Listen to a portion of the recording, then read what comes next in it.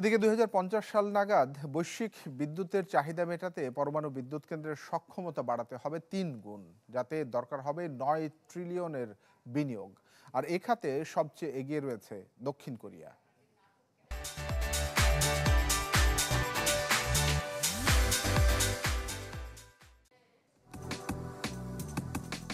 নবায়নযোগ্য জ্বালানির বেশ নির্ভরযোগ্য উৎস পরমাণু শক্তি, কিন্তু পৃথিবীর মোট বিদ্যুৎ চাহিদার মাত্র ১০% আসে পরমাণু বিদ্যুৎ কেন্দ্র থেকে। ক্লিন এয়ার টাস্ক ফোর্সের তথ্য বলছে ২০৫০ সাল নাগাদ বিদ্যুতের চাহিদা মেটাতে পারমাণবিক বিদ্যুৎ কেন্দ্রের সক্ষমতা বাড়াতে হবে ৩ গুণ। প্রয়োজন $৯ ট্রিলিয়ন বিনিয়োগ। এই খাতে বড় নাম চীন এবং রাশিয়া হলেও জাতীয় নিরাপত্তা ইস্যুতে এই দুই দেশের মুখাপেক্ষী হতে চায় না পশ্চিমা দেশগুলো, আর এই সুযোগটা কাজে লাগাচ্ছে দক্ষিণ কোরিয়া।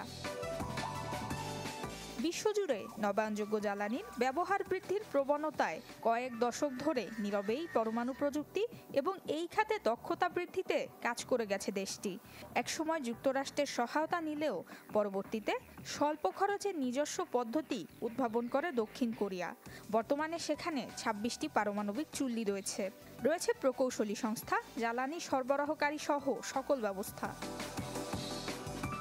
দক্ষিণ কোরিয়ার প্রথম পরমাণু সংক্রান্ত বিদেশি কার্যক্রম ছিল $২০ বিলিয়ন আরব আমিরাতের বারাকাহ প্রকল্প। এরপর চেক প্রজাতন্ত্রে $১৮ বিলিয়ন প্রকল্পে ২টি চুল্লি নির্মাণ করবে কোরিয়ার দল। নুসরাত মৌমি, চ্যানেল 24।